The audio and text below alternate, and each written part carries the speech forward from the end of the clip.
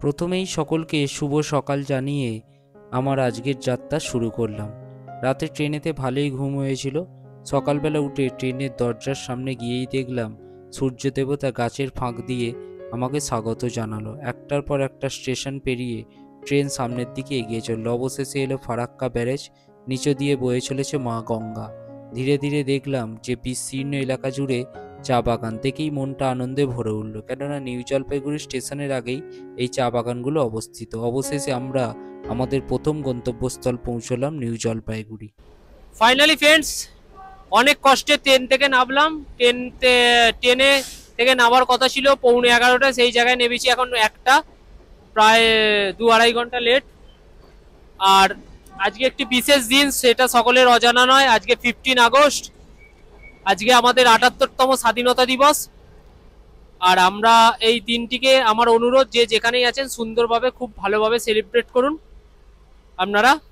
আর আমরা ভারতবাসী হিসেবে গর্বিত খুবই। এখান থেকে আমরা যাব শিটংয়ের পথে। বাইরে গিয়ে দেখি এখান থেকে কার্শিয়াং যাব, কার্শিয়াং থেকে যাব শিটং, অথবা অন্য কোনো রুটও নিতে পারি। এবার বাইরে গিয়ে গাড়ি ভাড়া কত কি নেয় শেয়ার কারে দেখি, সেইটার কমপ্লিটলি ডিটেলস আপনাদের বাইরে গিয়ে জানাচ্ছি আমি।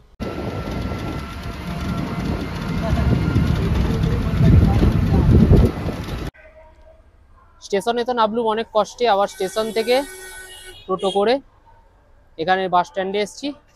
এখান থেকে কার্শিয়াংয়ে শেয়ার গাড়ি করব। গাড়িটা ঘুরিয়ে দেখিয়ে দেখবা। হ্যাঁ, এটা শেয়ার গাড়ি। শেয়ার গাড়ির কাগজ টিকিটের, এখান থেকে কাগজ টিকিট হিসাবে লিখে দিল 150 টাকা করে পার হেড। 150, 300 আমরা যেহেতু দুজনে আছি। আবার কার্শিয়াং থেকে একটা অন্য গাড়ি করে শিটংয়ের উদ্দেশ্যে আমরা রওনা হব। এখন ওয়েট করছি কখন প্যাসেঞ্জার এখানে ভর্তি হয়, তারপরে যাবো আমরা। ওকে। ধীরে ধীরে নিউ জলপাইগুড়িকে পেছনে ফেলে আমাদের শেয়ার কারটি এগিয়ে যেতে লাগলো কার্শিয়াংয়ের পথে, যেটা ছিল আমাদের প্রথম গন্তব্যস্থল। সত্যি কথা বলতে আমি এটা নিয়ে 4র্থবার উত্তরবঙ্গে এলাম। যখনই আসি প্রত্যেকবার নতুনভাবে নতুন করে প্রেমে পড়ে যাই উত্তরবঙ্গের এই প্রাকৃতিক দৃশ্যের। আর বৃষ্টিতে পাহাড়ের সৌন্দর্য হয় অতুলনীয়। আর সেই সৌন্দর্যকে পরিপূর্ণভাবে উপভোগ করার জন্য আপনাদের সকলকে যেতে হবে কিন্তু মেঘেদের ঠিকানায়। ভাবুন তো, আপনি পাহাড়ের কোলে ছোট্ট একটা শহরে বসে রয়েছেন, আর জানলা দিয়ে পাহাড়ের ঢাল বেয়ে বয়ে আসছে বৃষ্টির ধারা, চোখে মুখে ঝাপটা দিচ্ছে শীতল হাওয়া। এ কথাটা ভাবলেই যেন এরকম একটা আলাদা শিহরণ লাগে। যাই হোক, আমি অনেক কথাই বলে ফেলেছি, এবার একটু আমি চুপ করব। আপনারাও আমার সাথে নিউ জলপাইগুড়ি থেকে কার্শিয়াংয়ের যাত্রাপথের প্রাকৃতিক দৃশ্যগুলি উপভোগ করতে থাকুন। কিছুক্ষণ বাদে আমি আবার আপনাদের সাথে কথা বলবো এসে। যাই হোক, ততক্ষণ একটু প্রকৃতির মাঝে হারিয়ে যাই আমরা।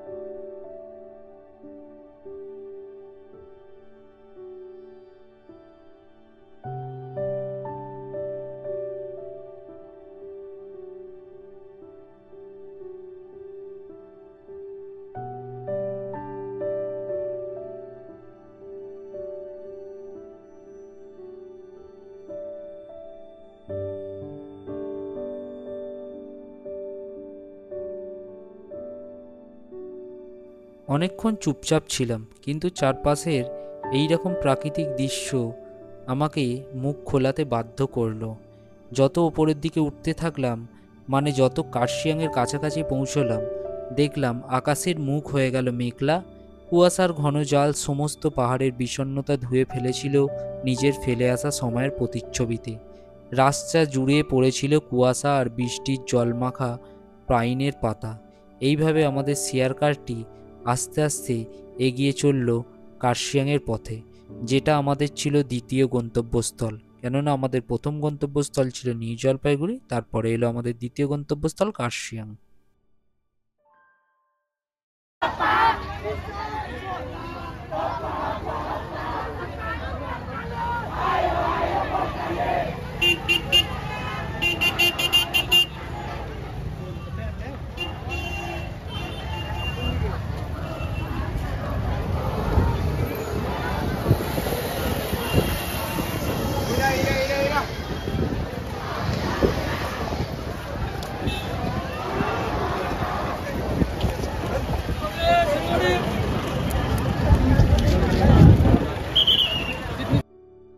কার্শিয়াং থেকে আবার গাড়ি ভাড়া করে আমরা চললাম আমাদের একেবারে শেষ গন্তব্যস্থল শিটংয়ের পথে।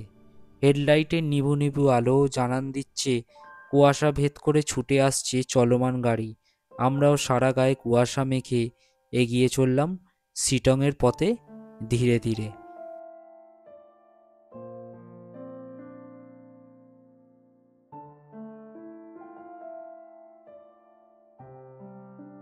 বহু প্রতীক্ষার পর প্রায় সন্ধ্যে 7টা নাগাদ এসে পৌঁছলাম আমাদের হোমস্টেতে। চারিপাশে ছিল নিকষ কালো অন্ধকার, সাথে ছিল অস্বাভাবিক ধরনের নির্জনতা। তারই মাঝখানে আলোয় ঘেরা এই হোমস্টেটিকে যেন মনে হয়েছিল দেখে চাঁদের বাড়ি।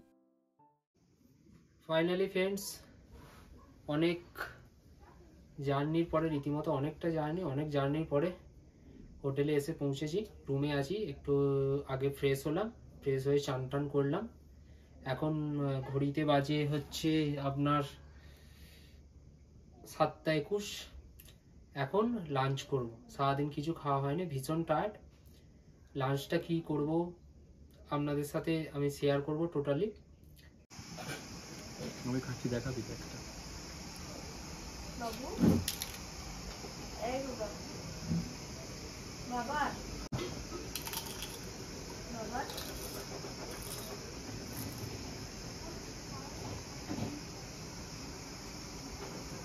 খাবার টেবিলে এখানে একটু সামনে নিয়ে ভাত, আলু ভাজা, পাঁপড় ভাজা, এখানে একটা তরকারি, এখানে পনির,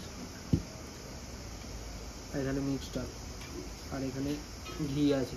ওকে, তাহলে খাওয়া শুরু করছি, খাওয়ার পরে আবার কথা হচ্ছে। এই একটু আগে 4ডি ভাত মাছ গিলে আবার দেখুন।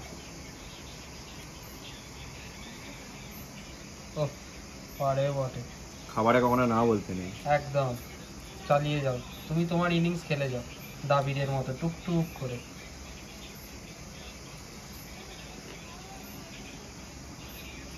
এটা আজকে স্ন্যাক্স। ফ্রেন্ডস, রাতের ডিনার এখানে চলে এসছে।